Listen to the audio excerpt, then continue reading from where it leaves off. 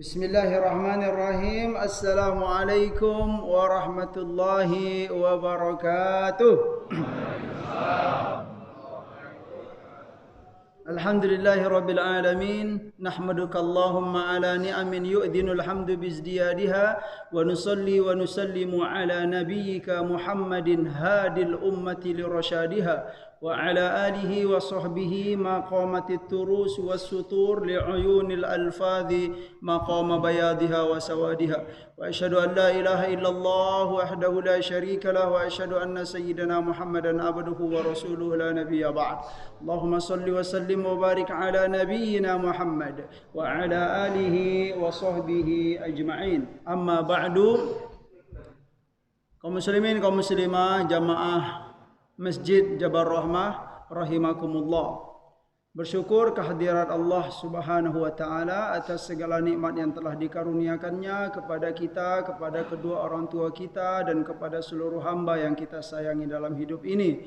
Salawat dan salam semoga selalu disampaikan oleh Allah Subhanahu wa taala kepada baginda Nabi Muhammad sallallahu alaihi wasallam.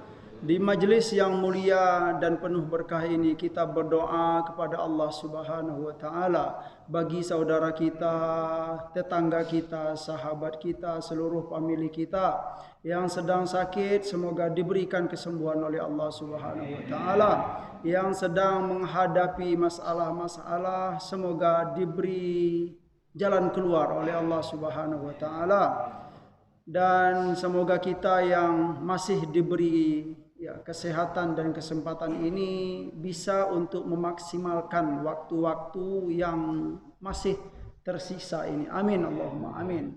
Bapak Ibu yang dimuliakan oleh Allah Subhanahu wa taala, sebenarnya di pagi hari ini itu bukan dua mubalik. Mubalik inti kita itu adalah beliau sebenarnya gitu ya. Dr. Toha Ma'ruf ya, guru kita yang insyaallah mudah-mudahan akan bergabung bersama kita untuk mengisi. Jadi saya ini adalah apa istilahnya ya sebagai pengantar, kemudian ya istilahnya ban serap lah gitu Pak. Nah gitu, mudah-mudahan ya. Tetapi sekalipun ban serap saya semangat ya, saya tetap semangat untuk menyampaikan ya, karena ini merupakan subhanallah ya, kesempatan sekali bagi kita untuk bersilaturahmi, kemudian untuk sharing. Saya terkadang apa istilahnya, terkadang merenung gitu loh. Saya kok kalau mau menyampaikan itu Pak, kalau melihat orang rame begini, semangat itu bangkit Pak. Nggak tahu gitu loh, kenapa kok bisa bangkit semangat gitu. Ya mungkin sederhananya yang saya sampaikan itu adalah mungkin ya berupa kebaikan gitu saja sih, dari Al-Quran, dari hadis Rasulullah Sallallahu Alaihi Wasallam, itu saja, nggak ada yang lain. Baiklah, untuk menghemat waktu saya ingin menyampaikan seperti yang sudah disampaikan oleh pengurus kita. Tema kita hari ini yaitu tentang hijrah dalam perspektif kehidupan sehari-hari ya. Untuk detailnya nanti kita dengarkan dari Ustadz Dr. Toha Ma'ruf. Saya hanya menyampaikan ya petikan-petikan hikmah saja gitu. Baiklah Bapak Ibu yang dimuliakan oleh Allah Subhanahu wa taala. Hijrah ini setiap tahun sudah pasti kita akan mendengarkan dari dulu sampai sekarang gitu kan. Cuman yang pertama yang ingin saya sampaikan, di zaman Rasulullah Sallallahu Alaihi Wasallam kita sudah sering mendengarkan bagaimana semangatnya para sahabat ya mempersiapkan diri untuk berhijrah ya. Masih teringatkah Bapak Ibu kisah yang saya sampaikan, siapa sahabat Nabi yang bernama Suhaib Ar-Rumi? Itu salah satu contoh yang nyata sekali bagaimana semangatnya ikut hijrah bersama Nabi. Karena hijrah itu kan meninggalkan sesuatu suatu tempat ke tempat yang lain. Itu makna dasarnya. Atau meninggalkan sesuatu yang meninggalkan sesuatu yang tidak diridhoi oleh Allah, pergi menuju kepada sesuatu yang diridhoi oleh Allah Subhanahu wa taala. Itu sederhananya. Suhaib Ar-Rumi kita ketahui beliau adalah orang yang sangat miskin sebelum datang ke Mekah. Kemudian pas datang ke Mekah, hidup di Mekah, kemudian beliau diberikan oleh Allah Subhanahu wa taala rezeki yang banyak. Suhaib Ar-Rumi termasuk sahabat Nabi yang berharta banyak, punya aset banyak di Mekah. Saat tiba waktu hijrah, ya, kaum muslimin dituntut untuk hijrah. Karena itu sebagai bukti cinta kepada Allah dan Rasulnya. Dengan penuh semangat Suhaib Ar-Rumi ngapain? Ya, ketika beliau ditahan oleh kaum musyrik, ya, kaum kafir Quraisy. Wahai Suhaib, kamu ya belum boleh untuk hijrah bersama Muhammad. Kamu kalau mau hijrah ada satu syarat. Apa syaratnya? Kamu harus meninggalkan semua aset kamu yang ada di Mekah ini. Dengan penuh semangat dan keberanian dia menyampaikan, ambil semua aset saya ini. Ya, saya lebih mementingkan cinta Allah dan Rasulnya. Ya, ketika beliau, ya, bahkan dalam sejarahnya apa? Beliau terlambat hijrah. Ya, beliau terlambat, namun dalam keterlambatan itu ya memang Rasulullah dan para sahabat yang lain sudah sampai di Madinah. Kemudian dalam keterlambatan Suhaib itu, ketika sampai di Madinah, beliau langsung mencari Rasulullah sallallahu alaihi wasallam, ya kan? Apa kata Nabi? Robi halbai ya Suhaib, ya Aba Yahya, sungguh kamu telah melakukan bisnis yang sangat menguntungkan. Robi halbai, sungguh telah beruntung perdagangan kamu ini. Artinya apa? Kalau secara hitung-hitung manusia dia rugi gitu Pak ya, meninggalkan semua aset yang ia miliki di Mekah. Banyak aset beliau di Mekah. Ya, kalau hitung-hitung ekonomi dia rugi. Tetapi kenapa Rasulullah sallallahu alaihi wasallam mengatakan Robi halbai ya Aba Yahya? Robi halbai, ya, telah beruntung bisnis kamu ini, ya. Kamu telah melakukan bisnis yang sangat beruntung sekali. Dan perkataan Robi halbai itu juga diulang oleh Sayyidina Umar. Robi halbai ya Aba Yahya, Robi halbai ya Aba Yahya. Itu salah satu contoh dari sahabat Rasulullah sallallahu alaihi wasallam. Sekarang kita kembalikan kepada kita bagaimana. Baiklah, hadis yang pertama yang ingin kita sampaikan. Qala Rasulullah sallallahu alaihi wasallam, al-muslimu man salimal muslimu man salimal muslimuna min yadihi min lisanihi wa yadihi wal muhajiru man hajara manahallahu anhu. Ya, ini hadis sahih, ya, rawahu Muslim. Apa kata Rasulullah sallallahu alaihi wasallam? Orang muslim itu adalah orang yang orang muslim lainnya selamat dari kejahatan lisan dan tangannya. Itulah orang muslim menurut Rasulullah sallallahu alaihi wasallam. Muslim itu adalah orang muslim lain, artinya apa? Orang yang ada di sekitar ia itu selamat dari keburukan lisan dan tangannya. Kemudian wal muhajir, kata Rasulullah sallallahu alaihi wasallam, dan orang yang hijrah itu adalah man hajaro manahallahu anhu, yaitu orang yang meninggalkan apa-apa yang dilarang oleh Allah Subhanahu wa taala. Dari hadis ini kaum muslimin kaum muslimah rahimakumullah, kita bisa petik pelajaran bahwa dalam hadis ini ada dua poin yang penting, yaitu apa? Menjaga lisan dan tangan atau perbuatan. Ini wakil dari kelakuan dan perbuatan kita. Ini penting sekali, ya. Tidak ada untuk lisan. Kenapa Rasulullah sallallahu alaihi wasallam mendahulukan lisan? Lisan ini sangat bahaya sekali, ya. Kita tahu gitu kan. Lisanmu adalah harimaumu, ya. Lidahmu adalah harimaumu, ya. Bahkan bisa kita simpulkan tidak ada suatu kriminal yang terjadi atau tidak ada suatu kejahatan yang terjadi kecuali kejahatan itu dimulai dari lisan. Iya. Mencaci maki orang, merendahkan orang, kemudian menggunjing, ya, mengadu domba, semuanya itu kan perkara besar. Cuman dia ternyata dimulai dari lisan ini. Bahaya, kata Rasulullah sallallahu alaihi wasallam. Nah, inilah mungkin, ya, untuk hijrah ini adalah mungkin ada dua poin yang bisa kita perhatikan. Hijrah dari apa yang telah kita lakukan di tahun yang lalu, ya Pak. Dari apa-apa yang sudah kita tinggalkan dari tahun-tahun yang lalu gitu kan. Apa yang sudah saya lakukan di tahun yang lalu gitu kan. Mungkin ini momen hari ini untuk kita merenung gitu. Kemudian apa yang akan kita lakukan di tahun yang akan datang? Ke depan ini ngapain saya, gitu kan? Mungkin di tahun lalu saya kurang tekun dalam menghadiri majelis ilmu. Ya, ke depan ini semoga kita diberi oleh Allah Subhanahu wa taala kekuatan dan hidayah untuk tekun, ya, untuk serius dan fokus dalam menghadiri majelis ilmu. Itu untuk kedepannya. Jadi Bapak Ibu rahimakumullah, lisan itu berbahaya sekali, ya, karena dia awal dari segala kejahatan dan kriminal. Makanya kata Nabi SAW, orang Muslim itu adalah orang yang orang di sekitarnya selamat dari lisan dan kejahatan, ya, perbuatan dan kelakuannya. Ya. Wal muhajir, dan orang yang hijrah itu, ya, karena kita sekarang bertepatan di, ya, hijrah, awal hijrah, ya, tanggal 1 atau, ya, tahun hijrah gitu, ya. Apa istilahnya Pak? Happy New Years gitu, ya. Ya mungkin gitulah. Kalau bahasa Arabnya sana hijrah sa'ida gitu kan. Ya, sana hijriyah sa'ida gitu, ya. Selamat tahun baru Islam gitu, Pak, ya. Ya, barang siapa, ya, yang hijrah itu adalah orang yang mau dan berusaha untuk meninggalkan segala sesuatu yang dilarang oleh Allah Subhanahu wa taala. Jadi kriminal dan keburukan itu bisa kita simpulkan ada berupa perkataan, ya, dan ada berupa perbuatan. Minal aqwal wal af'al kalau bahasa Arabnya.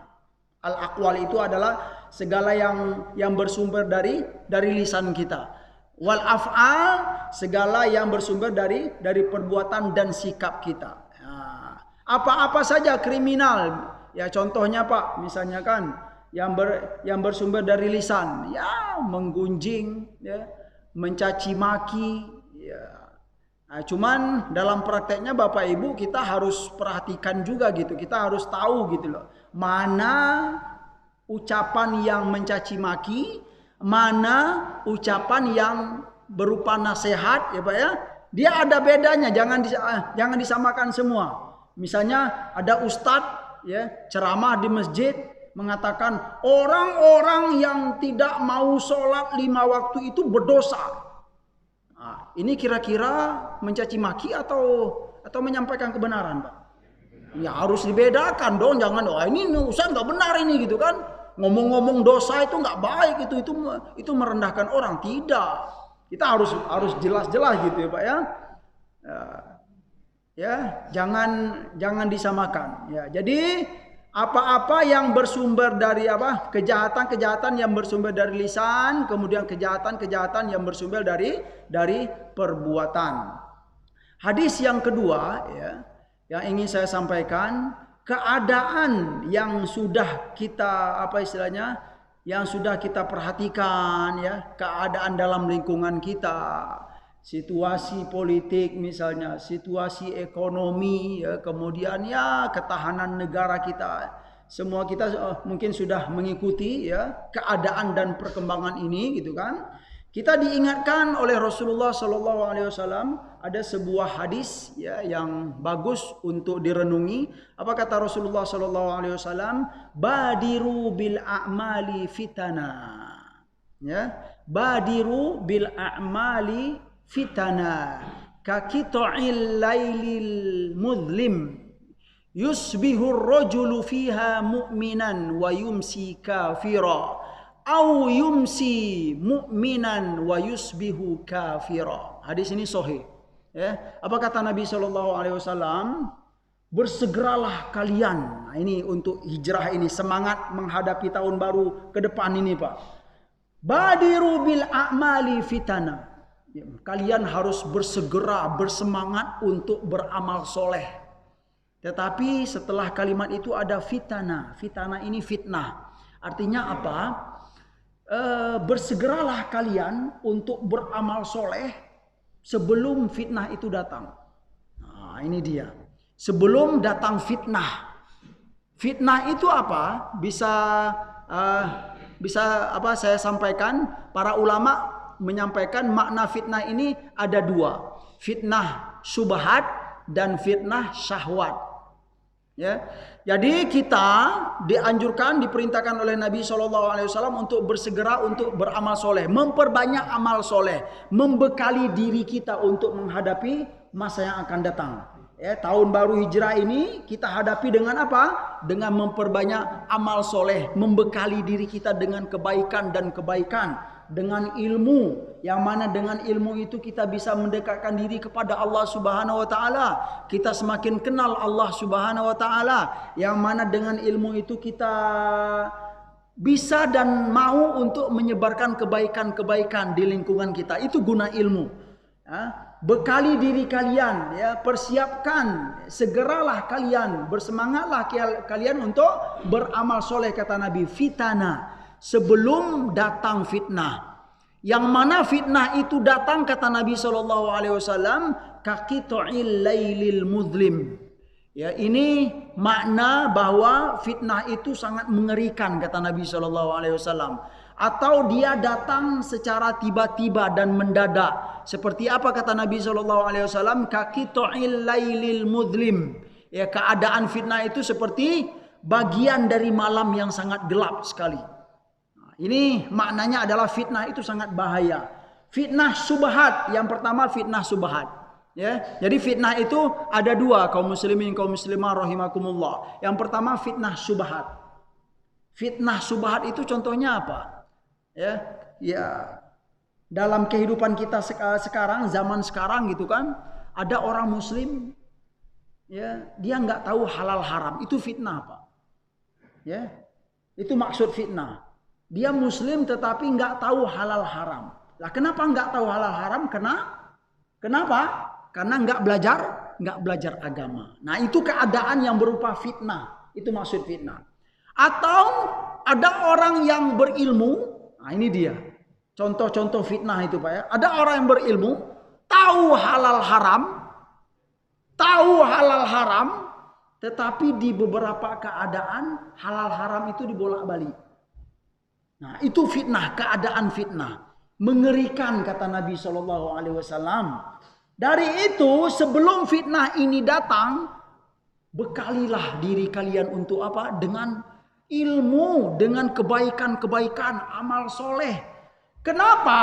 Karena kalau sudah datang fitnah, kalian akan disibukkan dengan fitnah itu. Nah, makanya sebelum fitnah itu datang, ya, keadaan fitnah ini mungkin bisa kita maknai dengan keadaan yang sangat buruk gitu loh, Pak. Keadaan yang kita lihat mengerikan. Nah, itulah mungkin makna fitnah. Jadi sebelum fitnah ini datang, keadaan buruk ini datang, bekalilah diri kalian dengan amal-amal soleh. Kenapa? Karena kalau fitnah itu sudah datang, kalian akan disibukkan dengan ngurus fitnah itu. Ya, kalau kita disibukkan ngurus fitnah, ngapain? Beramal soleh? Fokuskah? Tidak akan fokus. Nah, itu kata Rasulullah SAW. Itu contoh fitnah syubhat. Ya. Fitnah syubhat ini kata para ulama, obatnya apa? Ilmu. Nah, itu dia. Insya Allah, ya, dengan izin Allah dan ridhonya, seorang muslim dan muslimah kalau dia diberi ilmu oleh Allah Subhanahu wa taala, diberi ilmu yang bermanfaat dan diberi ilmu yang berkah, insya Allah dia akan terhindar dari fitnah-fitnah seperti yang disampaikan oleh Rasulullah SAW tadi, dari fitnah-fitnah yang sangat mengerikan, yang sangat menyedihkan, yang mana kalau kita melihat fitnah tersebut nggak tega hati ini, Pak. Itu maknanya. Jadi kalau fitnah syubhat, obatnya apa? Obatnya adalah al-ilmu. Kemudian fitnah syahwat. Fitnah syahwat itu obatnya apa? Ya, kata para ulama, obatnya adalah al-iman was sabr. Al-iman was sabr. Contoh syahwat itu ya cinta dunia, ya, tergoda oleh dunia gitu ya, disibukkan oleh dunia. Itu contoh-contoh fitnah syahwat, Pak. Ya, disibukkan oleh dunia, meninggalkan ibadah kepada Allah Subhanahu wa taala. Ini yang ditakutkan oleh Rasulullah sallallahu alaihi wasallam. Lanjut hadis Apa kata Nabi SAW? Yang mana fitnah itu mengerikan sekali. Sebelum datang fitnah itu kalian harus siapkan diri kalian dengan amal-amal soleh. Karena kalau sudah datang fitnah, kalian akan disibukkan oleh urusan fitnah ini. Bagaimana caranya. Karena terlalu sibuk, kita meninggalkan amal-amal soleh. Lanjut hadis Nabi.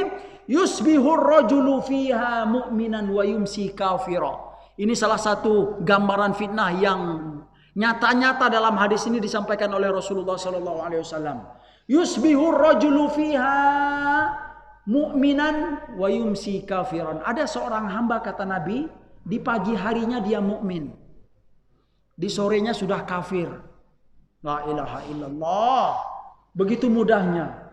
Di pagi harinya ia soleh, di sore harinya sudah toleh. Nah, jelas begitulah. Mengerikan sekali.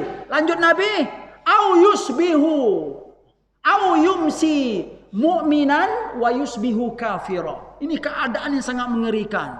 Atau kata Nabi, di sore hari dia mukmin, di pagi harinya dia kafir lagi. Muttafaqun alaih. Hadis ini sahih sekali Bapak Ibu yang dimuliakan oleh Allah Subhanahu wa taala.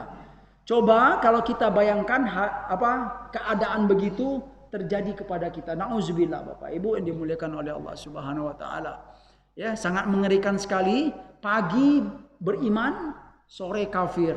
Sore beriman lagi, pagi kafir lagi. Ya, kafir itu memang makna kafir di sini boleh jadi dia kafir nikmat, boleh jadi dia kafir hakiki. Kalau kafir nikmat itu ya enggak taat kepada Allah Subhanahu wa taala, sekalipun dia masih beriman, masih muslim, tetapi dia tidak taat kepada Allah Subhanahu wa taala, tidak mau tunduk terhadap hukum-hukum Allah Subhanahu wa taala, itu kafir nikmat. Yang berbahaya lagi adalah kafir hakiki, dan itu memungkinkan kemungkinan yang akan terjadi Bapak Ibu yang dimuliakan oleh Allah Subhanahu wa taala. Sekian, alhamdulillah. Ya, kewajiban saya sudah terlaksana gitu. Nah, gitu, Masya Allah. Yang intinya Bapak Ibu, ya jangan terlalu fokus kepada saya. Insya Allah, daifu syarafin fi hadas sobah al-Ustadz ad-Doktur Toha Ma'ruf, ya. Apa istilahnya, ya Ustadz kita di pagi hari ini, ya Ustadz inti kita adalah Ustadz Dr. Toha Ma'ruf, ya. Kita dengarkan, ya, tausiah beliau, ya. Saya ini sebenarnya apa istilahnya lebih muda dari beliau, ya. Beliau sudah banyak pengalaman untuk di Indonesia ini Bapak Ibu, ya. Alhamdulillah, kita persilakan kepada beliau dengan penuh hormat, waktu yang seluas-luasnya. Semoga bermanfaat. Wassalamualaikum warahmatullahi wabarakatuh.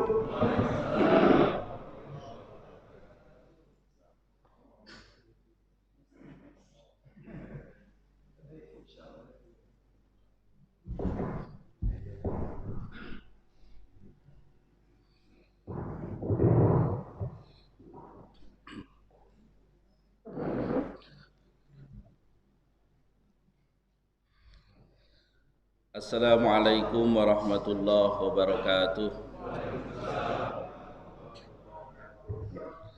Bismillahirrahmanirrahim. Alhamdulillahilladzi jama'ana lihada wa ma kunna linajtami'a laula an jama'ana Allah. Asyhadu an la ilaha illallah wa asyhadu anna sayyidana Muhammadan abduhu wa rasuluh. Allahumma salli wa sallim ala sayyidina Muhammad wa ala alihi wa ashabihi ajma'in. Amma ba'du. Yang saya hormati Ketua DKM beserta jajaran Masjid Jabar Rahmah. Yang saya hormati para asatid, wabil khusus akhina al-kiram Ustaz Dr. Azmi. Yang saya hormati orang-orang tua kami, bapak-bapak, ibu-ibu, saudara sekalian. Alhamdulillah, pagi hari ini kita bisa melaksanakan sholat subuh dengan berjamaah, dilanjutkan dengan ta'lim. Mudah-mudahan segala amal ibadah yang kita laksanakan senantiasa diterima oleh Allah Subhanahu wa taala. Amin ya rabbal alamin. Salawat dan salam semoga tercurah atas Nabi kita Nabi besar Muhammad sallallahu alaihi wasallam. Sebelum saya memperkenalkan diri, ada sesuatu yang selalu diulang-ulang untuk mengingatkan kita semuanya, terutama di masa pandemi seperti ini. Yang pertama, untuk taklim, ya kalau ilmu itu ya itu aja sebenarnya, menyuruh yang baik, melarang yang tidak baik, tapi kita tingkatkan, kita duduk di masjid dengan niat beriktikaf, ya, sambil memperbanyak zikir menyebut nama Allah Subhanahu wa taala. Dan jangan lupa kita membaca zikir yang diajarkan oleh Rasulullah sallallahu alaihi wasallam untuk menolak bala, yaitu bismillahilladzi la yadurru ma'asmihi syai'un fil ardi wala fis samai wa huwas samiul alim, dibaca 3 kali pagi dan pekan. Fayadurru syai'un, itu hadisnya, maka tidak akan terkena oleh madarat apapun. Ini terus diingatkan kepada jemaah dimanapun saya mengisi, karena madarat ya, atau syar itu ada madarat yang diketahui, ada yang tidak diketahui. Nah, untuk itu kita minta perlindungan kepada Allah sebagaimana dalam doa, Allahumma inna na'udzubika minasyarri kullihi ajilihi wa ajilihi ma'alimna minhu wa ma'lam na'lam. Itu salah satu potongan doanya. Ya Allah, aku berlindung kepada Engkau dari keburukan yang cepat dan yang lambat, yang diketahui dan yang tidak diketahui. Apalagi di masa pandemi sekarang, ya syar ini sungguh sangat tidak diketahui, ya, karena virus bentuknya kecil. Kita minta perlindungan kepada Allah Subhanahu wa taala. Mudah-mudahan dengan itu semua kita dikaruniai oleh Allah kesehatan dan selalu dapat perlindungannya. Amin ya rabbal alamin. Bapak Ibu sekalian, saya kesini lebih merupakan silaturahmi awal marrah, ya, pertama kali. Alangkah baiknya saya memperkenalkan diri terlebih dahulu. Nama saya Toha Ma'ruf, lahir di Tasikmalaya, tinggal di Reni dekat dengan Ustadz Azmi. Kemudian alhamdulillah dikaruniai 5 orang anak dari istri pertama. Istri saya satu, ya, satu saja. Saya termasuk kelompok ISIS katanya. Apa itu ISIS? Ikatan Suami Istri Satu. Ya. Kalau di Reni ketuanya Ustadz Azmi. Jadi satu aja lah, satu. Kemudian pekerjaan saya di pengadilan agama di bawah Mahkamah Agung. Qadarullah saya dapat tugas belajar di Sudan. Ini baru pulang setelah kurang lebih 2 tahun di sana. Jadi udah 2 kali puasa, 2 kali lebaran. Kalau 1 kali lagi lebaran itu resmi jadi Bang Toyib. Udah dua puasa 2 lebaran. Anak yang kelima itu lahir ketika saya di sana. Pas pulang itu untung nggak manggil om, ya, ya masih bapak, ya, karena nggak kenal gitu. Alhamdulillah, ya itu saja perkenalan. Kemudian sebagaimana tadi pekerjaan, ya saya di pengadilan agama. Jadi untuk ceramah ini saya berbeda dengan Ustadz Azmi, yang notabene beliau adalah dosen. Karena yang biasa saya hadapi itu orang-orang bermasalah. Yang datang saya itu orang-orang bermasalah. Jadi ya begini-begini aja gayanya. Ya, gayanya ya, yang cekcok itu datang ke saya. Insya Allah nanti kalau seandainya Allah menakdirkan, Karena itu tergantung DKM dan jamaah apakah saya mengisi di sini atau tidak. Insya Allah kita kalau seandainya mengisi, ya sesekali kita berbicara masalah hukum Islam di Indonesia dalam hal regulasinya, bagaimana sejauh mana hukum Islam itu sudah diterapkan di Indonesia. Ya. Nanti kita melihat bagaimana hukum waris diterapkan, pernikahan diterapkan, ya, dan berbagai macam pernak-perniknya, termasuk bagaimana orang yang mau menikah belum sampai umur, bagaimana prosedur mau poligami umpamanya, yang mau nambah. Semangat bapak-bapak, ibu-ibu. Kalau masalah itu jangan panjang-panjang, ada ibu-ibu saya tahu, takut dikeroyok saya sama ibu. Bukan ngajarin ya, bukan ngajarin, tapi kita perlu tahu. Kalau ngajarin itu yang ngajar harusnya duluan. Saya belum ya. Belum atau enggak. Tapi kita perlu tahu itu, perlu tahu ya. Insyaallah. Thayyib, sampai jam berapa ini? Enaknya. Mungkin sampai sekitar waktu syuruk saja ya, insyaallah, atau sampai saya capek lah. Mengenai masalah hikmah, ya, tahun baru, tadi sudah disampaikan oleh Ustaz Azmi sebagian. Banyak sekali yang bisa kita petik dari adanya tahun baru Hijriah ini. Langsung saja, yang pertama, ini menjadi renungan bagi kita tentang umur kita, tentang usia kita. Karena ini sudah lewat 1442, sudah lewat dari kita. Kita memasuki 1443 Hijriah. Kalau hitung-hitungan umur, ya, Rasulullah Shallallahu Alaihi Wasallam itu usianya 63 tahun. Cuma 63 tahunnya ini apakah Masehi atau Hijriah atau Qamariyah? Ada yang berpendapat Hijriah. Nah, kalau hitungan Masehi, ya, pendapatnya lahir tahun 571 Masehi, meninggalnya tahun 632. Nah, kalau dikurangi itu tidak 63, berapa itu? Sekitar 61-an,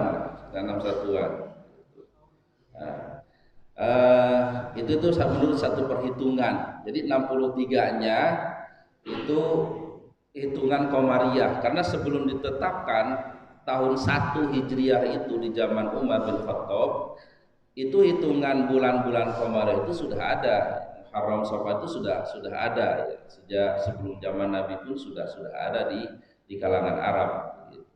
Jadi kita pun hendaknya menghitung juga kita tentang umur kita. Karena ini ayam ya sudah lewat. Kalau kata Hasan Basri mengingatkan kita semuanya, ya ibna Adam, innama anta ayyam, idza dhahaba yaumun dhahaba ba'dun minka, atau kama qala. Wahai ibnu Adam, kalian ini hanya hari-hari saja. Ini itu bahasanya ya. Ketika satu hari itu pergi, maka sudah pergi sebagian dari diri engkau. Jadi istilah sekarang itu umur ya, dari sisi jumlah kita bertambah, tapi dari sisi jatah umur itu berkurang. Makanya kalau ada istilah ulang tahun, itu bukan ulang tahun, tapi hilang tahun. Karena sudah pergi. Nah, jadi kita menghitung-hitung umur kita ya, karena hidup itu pasti akan berakhir, dan untuk itu marilah kita, tugas kita ya, kita ini pasti akan mati, kullu nafsin dha'iqatul maut. Sikap kita itu yang pertama selalu mengingat kematian, kemudian beramal untuk setelah mati, dan ketiga berdoa. Ya, untuk mengingat kematian ini sebenarnya ada tema khusus ya tentang mengingat kematian, karena ada beberapa keadaan yang di situ memang kita selayaknya ingat kematian. Saya ambil satu contoh saja waktu mengingat kematian. Yang pertama ketika mau tidur, mau tidur. Dalam surah Az-Zumar Allah berfirman, a'udzubillahi minasyaitonirrajim, Allahu yatawaffal anfusa hina mautiha wallati lam tamut fi manamiha fayumsikul lati qada 'alaihal maut wa yursilal ukhra ila ajalin musamma. Allah yang mewafatkan jiwa-jiwa ketika jiwa itu sampai kepada kematiannya. Kita tidak membahas ada istilah wafat, ada istilah maut, ya. Itu insyaallah nanti. Kemudian ada istilah anfus. Anfus itu jiwa. Nah, tapi ada juga istilah ruh. Nah, dalam akidah Tahawiyah ada yang membedakan antara anfus, jiwa, dan ruh. Ada juga yang menyamakan. Tapi saya lebih cenderung kepada yang membedakan, karena di bahasa Arab pun Al-Quran meredaksikannya nafs dan ruh. Allah mewafatkan jiwa-jiwa yang sampai kepada itu kematian. Wallati lam tamut fi manamiha, dan jiwa yang belum sampai pada kematiannya Allah wafatkan ketika tidurnya. Fayumsikul lati qada 'alaihal maut, dan Allah menahan jiwa yang sudah sampai padanya kematian. Jadi ada orang yang niatnya itu tidur tapi nggak bangun lagi. Nah, itu diwafatkan oleh Allah, ditarik. Jadi bukan hanya jiwanya saja tapi ruhnya. Jadi proses ini aja lah, biar nggak tanya-tanya ya, proses ketika tidur itu. Jadi kalau yang membedakan jiwa dan ruh, ibaratnya itu komputer. Komputer itu ada hardware, ada software, ada strum. Nah, hardware itu ibaratnya jasad kita, software itu program, itu ibaratnya jiwa. Strum itu ibaratnya ruh, ya, ruh. Jadi proses ketika tidur itu ibaratnya bukan sleep atau apa istilahnya itu. Jadi programnya nggak main, tapi diangkat oleh Allah, tapi ruhnya masih ada, ruh kita masih ada, karena kita masih ada napas, jantung berdetak dan sebagainya. Baik. Nah, ketika dimatikan, ruh pun ditarik oleh Allah Subhanahu wa taala. Wa yursilal ukhra ila ajalin musamma, dan Allah mengutus kembali, melepaskan kembali jiwa sampai waktu yang ditentukan. Nah, makanya doanya kita mau tidur apa? Bismika Allahumma ahya wa bismika amur. Atau ada doa lainnya, Allahumma bika wada'tu jambi. Nah, enggak pada hafal nih ketahuan. Wa bika arfa'u. Nah, in amsakta nafsi farhamha. Terus wa in arsaltaha fahfadha bima tahfadu bihi ibadakas sholihin. Ini mestinya ini dibaca ya, sebelum tidur itu, sebelum tidur.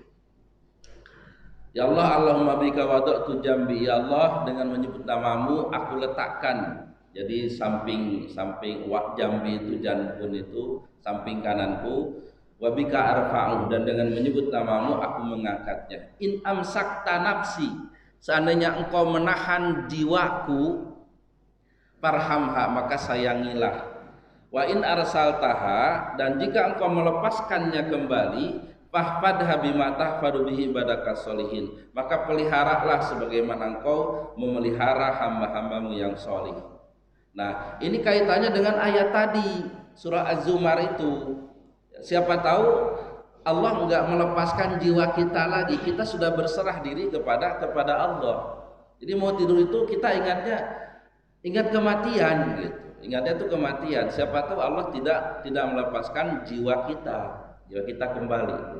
Makanya kita udah berserah diri kepada Allah. Kemudian ada doa yang agak panjang, Allahumma inni aslamtu wajhi ilaik wa fawwadtu amri ilaik wal jatu dhahri ilaik raghbatan wa rahmatan ilaik la malja wa la manja minka illa ilaik amantu bi kitabikal ladzi anjalta wa bi nabiyyikal ladzi arsalta. Kelihatan maksudnya hafal. Nanti kalau ini harus hafal ini, ya, harus hafal, ada ujiannya. Ada ujiannya, yang lulus dapat door prize dari TKM. Harus diamalkan.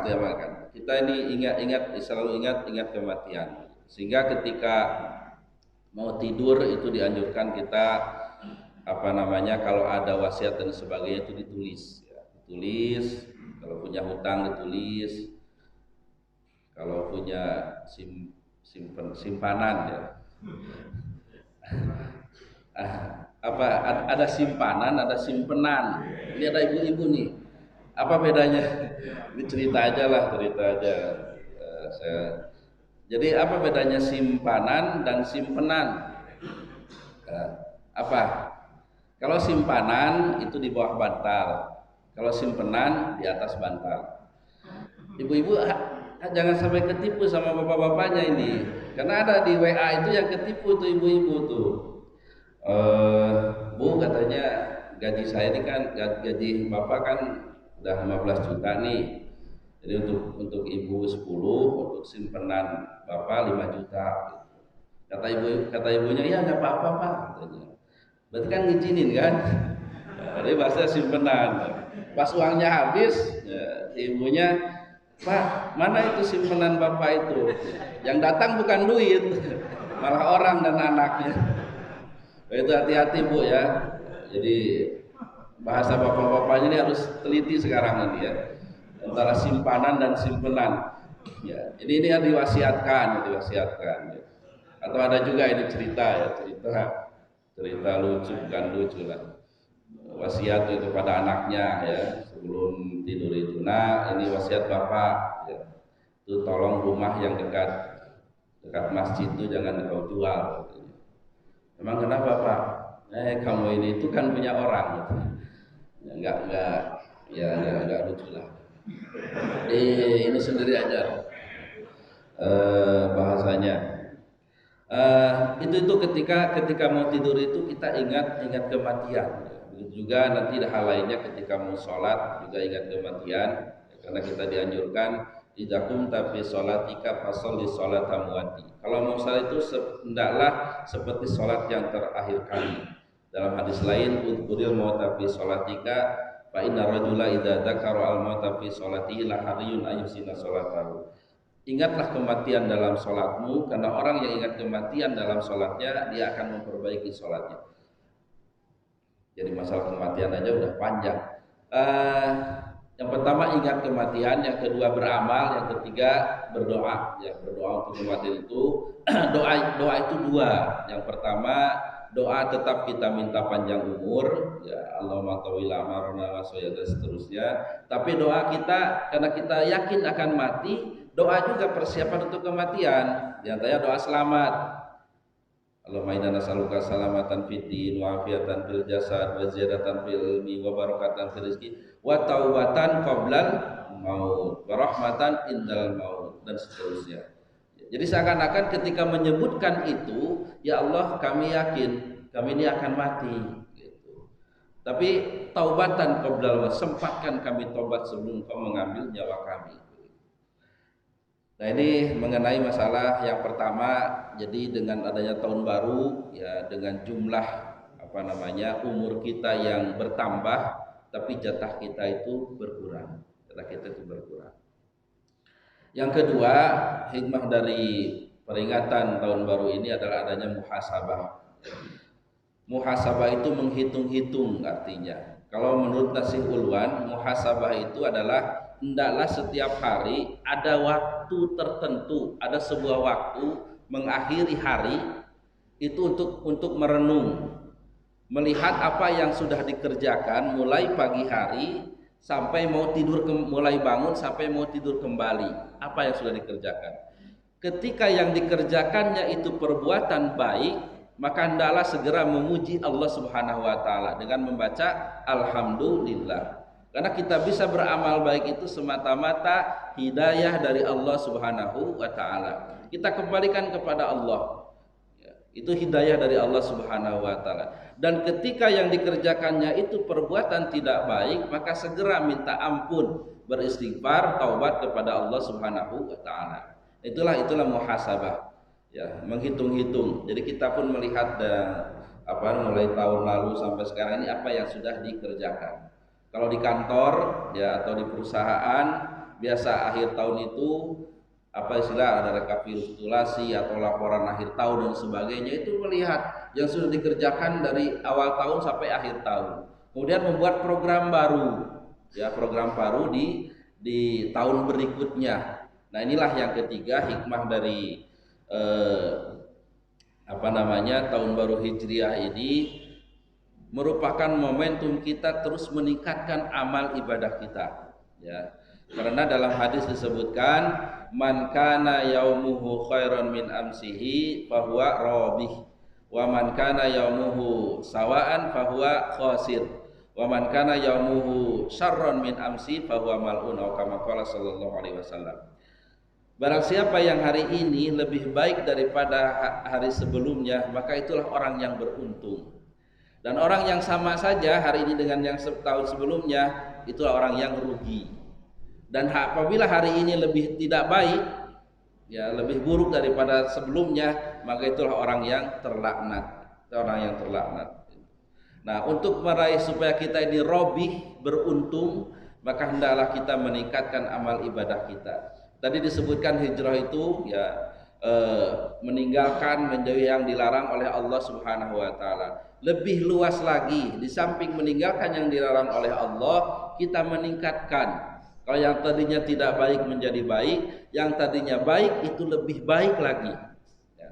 Karena dalam beramal, ya, Al-Quran itu punya karakter, ya, punya karakter dalam beramal. Ya. Yaitu apa? Bahasa Al-Quran itu fastabikul khairat, berlomba-lombalah dalam kebaikan. Dalam surah Al-Mutaffifin, wa fi dzalika falyatanafasil mutanafisun. Dan dalam mengejar surga itu hendaklah berlomba orang yang berlomba. Ya, itu terjemahnya. Maknanya orang yang menginginkan surga itu tandanya berlomba-lomba dalam kebaikan, berlomba-lomba dalam beramal. Kita sudah tahu ada hadisnya, hendaklah kalau melihat dunia itu melihat yang di bawah kita. Kalau melihat amal kebaikan, hendaklah melihat yang di atas kita supaya kita semangat. Gitu. Kalau masalah dunia, melihat yang di bawah kita itu akan muncul syukur kita. Syukur kita.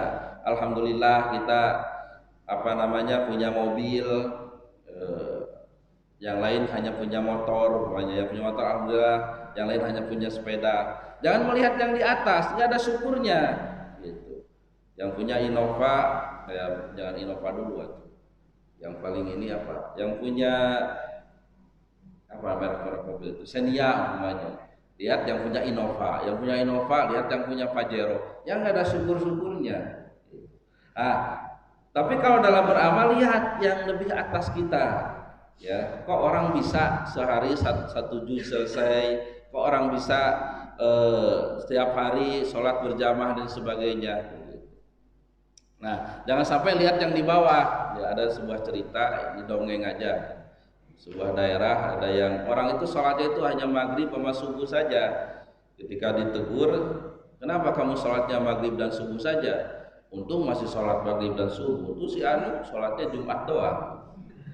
Yang Jumat doang, Jumat doang. Untung masih mau Jumat doang. Terus ya itu cuma Idul Fitri, Idul Adha aja. Jadi nggak ada semangatnya kalau begitu. Ini dongeng ya, cerita, nggak tahu di negeri mana. Jangan seperti itu. Ini dalam hal beramal. Bapak Ibu sekalian,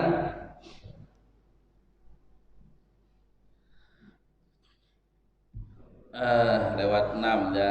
Insya Allah lewat kurang lebih lewat lewat 15 lewat 20 lah, sepakat. Mau ngantuk silakan. Pokoknya saya cerita aja. Ini di antara hikmahnya. Kemudian sebenarnya kalau bicara sejarah ya, kalau bicara sejarah itu panjang lebar. Memang harus ada satu waktu tertentu kita membahas sirah ya, tentang sejarah. Cuma saya ingin menyampaikan sedikit, mengambil pelajaran dari sejarah ya. Ya, sebelum hijrah itu ya, Nabi Shallallahu Alaihi Wasallam banyak sekali menerima ujian dari Allah Subhanahu Wa Taala, ujian dalam berdakwah. Ya, mulai dari penghinaan secara fisik, ya, disiram dengan darah ketika sujud, kemudian dibaikot dan sebagainya, ya, penolakan dalam dakwah, ya. Itulah secara umum itulah sunnatullah dalam hidup, ya. Hidup itu pasti ada ujian, hidup itu ujian. Dan yang paling berat menerima ujian adalah para nabi, ya, para nabi. Dalam Al-Quran ayat tentang ujian itu dalam Al-Ankabut, ya, Al-Ankabut, ahasiban nasu ayyutraku ayyaqulu amana wa hum la yuftanun, ya. Apakah manusia itu mengira dia mengatakan beriman padahal tidak diuji? Nah, itu diantara munasabah ayat dan penamaan ayat, hubungan ayat dan penamaan ayat. Nanti kalau belajar ulumul Quran ada ilmu munasabah. Itu ujian dalam hidup itu ibarat sarang laba-laba, ya. Jadi pertama kecil, ya, bulat kecil, besar dan sebagainya sampai akhir. Jadi dunia ini ujiannya pertama kecil terus makin dewasa, makin besar ujiannya. Dan ujian itu terus menerus sampai kita meninggal dunia. Kita akan selalu terus menerima ujian, ya. Dan untuk menghadapi ujian-ujian ini, ya, nanti kita kalau secara rincinya ada bahasan tertentu. Dalam Al-Quran Allah menyatakan dalam surah Hud, kullan naqussu 'alaika min amba'ir rusuli ma nusabbitu bihi fuadak. Kami menyebutkan kisah-kisah Rasul dalam Al-Quran itu linusabbit, untuk mengokohkan hati engkau. Untuk mengokohkan hati engkau, wahai Muhammad. Jadi Nabi Shallallahu Alaihi Wasallam yang banyak menerima ujian dalam dakwah itu, di antara pelipurnya, di antara obatnya, di antara hal untuk mengokohkannya adalah kisah-kisah dalam Al-Quran. Al-Quran itu terbagi 3 secara garis besar. Yang pertama akidah, yang kedua hukum atau syariah, yang ketiga adalah kisah. Kisah itu porsinya dalam Al-Quran kurang lebih sepertiga. Nah, untuk apa kisah-kisah ini banyak? Bahkan ada yang diulang-ulang beberapa kali begitu. Salah satunya yaitu kisah Nabi Musa, ya, yang berhadapan dengan Fir'aun itu diulang-ulang. Nah, ini salah satu pelajarannya bagaimana para nabi terdahulu menghadapi penguasa yang jahat begitu dalam berdakwah begitu. Nah, ini juga untuk mengokohkan hati Nabi Muhammad Shallallahu Alaihi Wasallam dalam berdakwah. Nanti insya Allah kita bisa melihat kisah-kisah ini, karena semua masalah masalah hidup di dunia ini itu ada kisahnya dalam Al-Quran. Ya, bagaimana yang belum dikaruniai anak, ya, seperti Nabi Ibrahim, Nabi Zakaria, yang diberi oleh Allah ujian sakit seperti Nabi Ayub, yang diberi ujian oleh Allah kekayaan, ya, Nabi Daud, Nabi Sulaiman, itu bagaimana begitu. Nah, kita harus mengambil pelajaran dari kisah-kisah tersebut. Tapi secara umum hidup ini adalah ujian. Dan ujian itu untuk apa? Nah, dalam surah Al-Mulk, ya, liyabluwakum ayyukum ahsanu amala, ya, untuk menguji kalian siapa di antara itu yang paling baik amalnya. Ahsan, ya, bahasanya itu paling bagus amalnya, bukan aksaru amala, bukan yang paling banyak amalnya, tapi paling baik begitu. Artinya dalam beramal itu bukan banyaknya yang dilihat itu, tapi baiknya.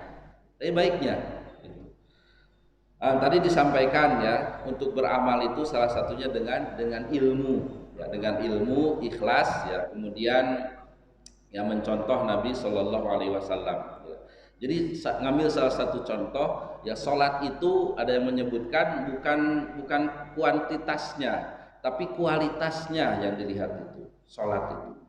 Nabi Shallallahu Alaihi Wasallam dalam riwayat Hudzaifah itu beliau melakukan sholat, ya.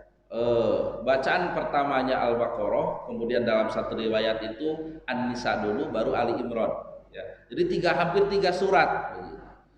Dan menurut para ulama ini dimungkinkan Nabi itu sholatnya hanya 2 rakaat, tapi semalam suntuk. Nah, ini bukti bahwa sholat yang dilihat itu adalah kualitasnya, bukan kuantitasnya. Untuk apa kalau sholat cepat-cepat banyak tapi cepat begitu, Ya, seperti sholat di mana itu 23 cuma 7 menit. Ya, apa itu mengutamakan jumlah daripada kualitas. Nah, jadi intinya bagaimana ujian-ujian yang menimpa kita itu membuat kita semakin dekat dengan Allah Subhanahu wa taala. Kemudian untuk menghadapi ujian, kita diberikan contoh oleh Rasul Shallallahu alaihi wasallam ketika peristiwa hijrah. Itu yang pertama ada strategi ya. Kemudian ada pembagian tugas. Jadi udah ada perencanaan yang matang begitu. Ya. Sebelum hijrah itu sudah diutus Mus'ab bin Umair ya, dengan Abdullah bin Ummi Maktum ya, untuk berdakwah di Madinah. Sehingga dengan dua orang ini Madinah itu semua rumah di Madinah itu tahu akan Islam, baik itu yang udah beragama Islam maupun Yahudi, dengan dua orang ini. Jadi sudah disiapkan. Itu dalam hidup kita ini perlu perencanaan. Ya, perlu program dan sebagainya. Jadi kalau kita ingin beribadah itu yang maksimal, yang baik, itu perlu diprogram. Ya. Jadi perlu direncanakan. Jadi jangan sampai mau baca Quran itu ada istilah ya, harus meluangkan waktu, bukan menunggu waktu luang. Nggak bakal kita keburu kalau menunggu waktu luang itu. Tapi harus meluangkan waktu. Kita harus punya jadwal ini. Kita punya target sehari 1 juz. Kapan kita bacanya? Itu harus di waktu begitu. Mungkin setelah sholat 2 halaman, 2 lembar, 5 kali kan berarti 20. Karena 1 juz yang Al-Quran Sudut itu 20 halaman begitu. Itu salah satu contohnya. Ya, hidup itu harus ada rencana begitu. Untuk kesuksesan diri maupun kesuksesan dalam dakwah. Kemudian yang kedua adanya pembagian kerja. Ya, kita melihat peristiwa hijrah itu Nabi beserta dengan Abu Bakar. Ya, ini strategi. Kemudian Ali yang tidur di tempat tidur Rasul Shallallahu Alaihi Wasallam. Kemudian Umar membuat opini. Ya, ini panjang sudah kisahnya. Umar itu mengatakan siapa yang ingin anaknya menjadi yatim, istrinya menjadi janda, silakan halangi Umar untuk menyusul Rasulullah ke Madinah. Jadi membuat opini seakan Nabi itu sudah di Madinah gitu. Membuat ini Nabi itu padahal masih ada kata orang, tapi kok sudah disebut di Madinah begitu. Ya, ini strategi ya, dan pembagian kerja. Ini juga dalam hal hidup perlu adanya seperti itu. Di masjid pun kan tidak semuanya jadi ketua DKM, ya, ada yang jadi sekretaris, itu tuh salah satu contoh kecilnya. Kemudian di antara hal lainnya juga peristiwa hijrah itu adalah perjuangan yang memerlukan keikhlasan. Hidup itu perlu perjuangan gitu. Ya, yang kecil-kecil saja untuk baca Quran 1 juz sehari aja itu perlu perjuangan. Apalagi kita bergelut dengan pekerjaan, dengan keluarga dan sebagainya. Ini perlu diperjuangkan. Istilah bahasa Sundanya itu perlu dikarkatkan begitu. Apa itu? Pandang atau terjemahnya. Perlu jadi kekuatan begitu, kesungguhan. Ya, kesungguhan. Itu dalam hidup. Bapak Ibu sekalian, banyak sebenarnya yang ingin saya sampaikan mengenai kisah saja. Ya, ini harus ada bab tersendiri tentang sejarah. Ya. Cuma di antara hikmahnya seperti itu, hidup itu memang harus punya rencana. Ya. Jadi setiap hari itu kita ada rencana hari ini apa ini kebaikannya, sedekah berapa, baca Quran berapa, sholat berapa dan sebagainya, baca buku dan sebagainya. Untuk keluarga apa ini hari ini, entah jalan-jalan dan sebagainya, itu direncanakan. Nah, kemudian perlu strategi, kemudian kerjasama dalam kehidupan ini, kemudian perlu perjuangan untuk merealisasikan rencana-rencana tadi.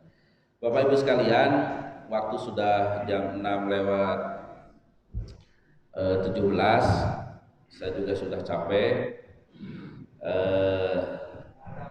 Ya, waktu sudah tiba. Kalau ada pertanyaan, japri aja lah. Ya, japri aja. Insya Allah nanti lain kesempatan Kalau ada masalah-masalah, insya Allah kita diskusikan. Ya. Kita diskusikan, bahasanya diskusikan, karena tidak semua masalah itu saya tahu jawabannya.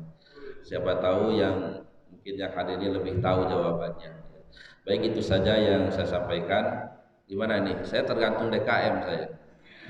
Mau ada pertanyaan silakan atau cukup sudah?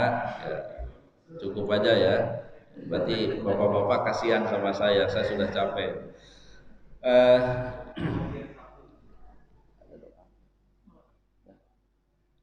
Atau doa. Ya, langsung aja Ustaz, monggo. Ya, bisa pakai doa aja nih. Baik, mari kita sama-sama berdoa kepada Allah Subhanahu wa taala. Doa yang pertama untuk keluarga kita, orang-orang tua kita yang sudah dipanggil oleh Allah Subhanahu wa taala, mudah-mudahan diterima amal ibadahnya, diampuni dosa-dosanya, ditempatkan di tempat yang terbaik di sisi Allah Subhanahu wa taala. Amin ya rabbal alamin. Kemudian doa kita untuk anak-anak kita menjadi anak-anak yang soleh, yang solihah, anak-anak yang berilmu, mengabdi kepada Allah, berbakti kepada kedua orang tua. Mudah-mudahan bencana atau musibah wabah yang menimpa kita segera diangkat oleh Allah Subhanahu wa taala. Yang sakit mudah-mudahan dapat disembuhkan oleh Allah, yang meninggal karena wabah ini mudah-mudahan tergolong orang yang mati dalam keadaan meninggal dalam keadaan syahid. Mudah-mudahan tahun ini, tahun baru ini kita lebih baik daripada tahun yang sebelumnya, dan mudah-mudahan segala maksud baik kita dijabah oleh Allah Subhanahu wa taala. Li hadhihi niyyah wa li kulli niyatin shalihah barakati al-Fatihah. A'udzubillahi minasyaitonir rajim. Bismillahirrahmanirrahim. Alhamdulillahirabbil alamin arrahmanir rahim maliki yaumiddin. Iyyaka na'budu wa iyyaka nasta'in. Ihdinas siratal mustaqim siratal ladzina an'amta 'alaihim ghairil maghdubi 'alaihim waladdallin. Bismillahirrahmanirrahim. Alhamdulillahirabbil alamin hamdan yuwafi ni'amahu wa yukafi'u mazidah. Ya rabbana lakal hamdu kama yanbaghi li jalali wajhika wa 'azimi sultanik. Allahumma shalli ala Muhammad wa ala ali Muhammad. Allahumma ighfir lana dzunubana wa liwalidina warhamhuma kama rabbayana shighara. Allahumma ja'al jam'ana hadza jam'an marhuma wa tafarruqana min ba'dihi tafarruqan ma'suma.